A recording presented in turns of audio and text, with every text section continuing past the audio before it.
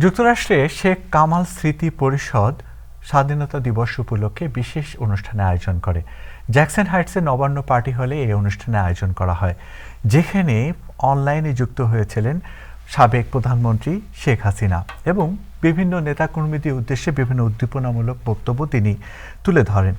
এই আলোচনার মধ্যে 5ই আগস্টের হারানো পতাকা, সংবিধান ও স্বাধীনতা ফিরে পাওয়ার আকাঙ্ক্ষার মধ্য দিয়েই শেখ কামাল স্মৃতি পরিষদ যুক্তরাষ্ট্রের উদ্যোগে 25 মার্চ কালরাত্রি ও 26 মার্চ স্বাধীনতা দিবসের আলোচনা অনুষ্ঠিত হয়।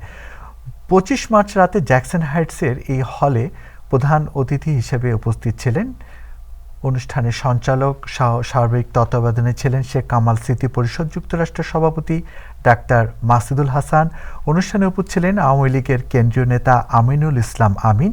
সমাবেশে যুক্তরাষ্ট্র আওয়ামী লীগ ও তার অঙ্গ সংগঠনের নেতৃবৃন্দ সহ পেশাজীবীদের মধ্যে বক্তব্য প্রদান করেন যুক্তরাষ্ট্র আওয়ামী লীগের সভাপতি ডক্টর সিদ্দিকুর রহমান, সাধারণ সম্পাদক আব্দুস সামা আজাদ, জাতীয় প্রেস ক্লাবের সাবেক সভাপতি ফরিদা ইয়াসমিন সহ আরও অনেকে।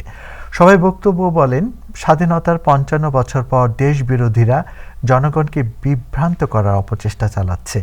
বাংলাদেশ যতদিন থাকবে, বঙ্গবন্ধু ততদিন থাকবে এবং মুক্তিযুদ্ধও থাকবে বলে অনেকে মন্তব্য করেন।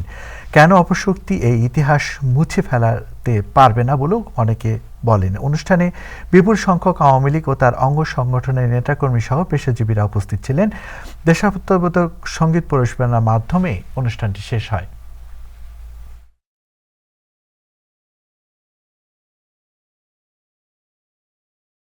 স্বাধীনতার 55 বছর পরে বাংলাদেশে মুক্তিযুদ্ধ নিয়ে আজকে ব্যাপক বিভ্রান্তি চড়ানোর চেষ্টা করছে পাকিস্তানি পন্থীরা, কিন্তু তারা জানে না ইতিহাস চাইলে গবেষণা করে লেখা যায় না। বাংলাদেশ যতদিন থাকবে, বঙ্গবন্ধু থাকবে, মুক্তিযুদ্ধ থাকবে।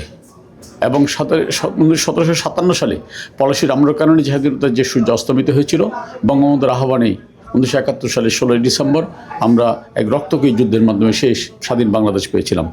স্বাধীনতা দিবসে সকল বাঙালির প্রতি আমার শ্রদ্ধা এবং ভালোবাসা। তবে আমার বিশ্বাস বঙ্গবন্ধু কোনো বেঁচে আছেন, তার নেতৃত্বে অচিরে আমরা এবং দেশের জনগণের সমর্থনে আমাদের 5ই আগস্টে হারানো যে স্বাধীনতা, 5ই আগস্টে হারানো যে পতাকা, 5ই আগস্টে হারানো যে সংবিধান আমরা ফিরে পাবো এবং পেতেই হবে।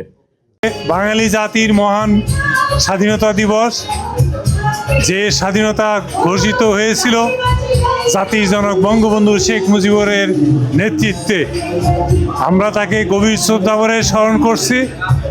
আওয়ামী লীগ স্বাধীনতা অর্জনের জন্য যে ত্যাগ আত্মহুতি দিয়েছে, তাদেরকে আমরা গভীর শ্রদ্ধা ভরে স্মরণ করি।